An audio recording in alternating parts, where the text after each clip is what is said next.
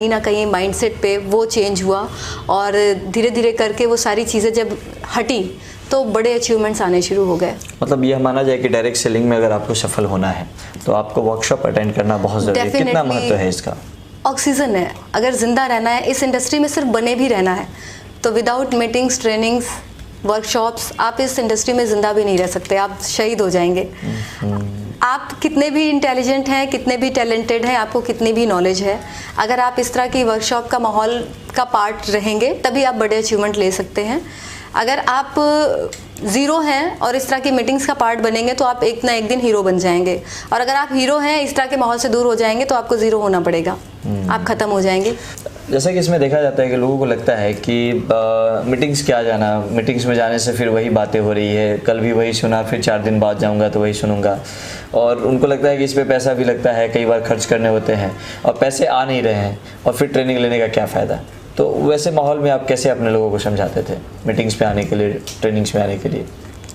पैसे नहीं है इसीलिए तो इस इंडस्ट्री में आना है। अगर आप पहले से करोड़ों रुपए कमा रहे हैं तो शायद अभी आपके पास टाइम है, आपको कोई दूसरा कारण ढूंढना होगा कि आपको इस इंडस्ट्री में क्यों आना है। लेकिन अगर आपके पास पैसे नहीं हैं तो क्या आप चाहते हैं कि आपके पास जीवन भर पैसे ना रहें?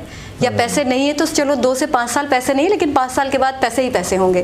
तो एक बड़े विजन के साथ आना है। आज पैसे नहीं है, आज दिक्कतें हैं, अगर इन्हें परमानेंटली सॉल्व करना चाहते हैं तब तो आपको इस इंडस्ट्री का चुनाव करना है, मीटिंग सेमिनार में आना है। और मीटिंग सेमिनार में आने के साथ ही साथ आपको सीखने के महत्व को समझना है। आप जब आप स्टूडेंट होते हैं, आप 25 साल पढ़ाई करते हैं, कितनी बार आपके पास पैसे नहीं होते हैं और आप तरीके ढूंढते हैं, ट्यूशन पढ़ाना, कुछ और पार्ट टाइम आप ऐसा करके। बहुत सारे लीडर्स की हमने बहुत सारे ऐसे महापुरुषों की कहानी सुनी है जिनकी लाइफ में बहुत स्ट्रगल था और उन्होंने किसी ना किसी तरीके से तरीके ढूंढे। तो अगर आप सॉल्यूशन पे फोकस करते हैं तो आपको रास्ते मिल जाते हैं। बहुत लोगों को ऐसा लगता है कि ठीक है, मीटिंग्स अच्छी है, लोग अच्छा बोल रहे हैं, सफल भी हो रहे हैं, लेकिन मैं कैसे विश्वास करूं कि मैं सफल हो जाऊंगा?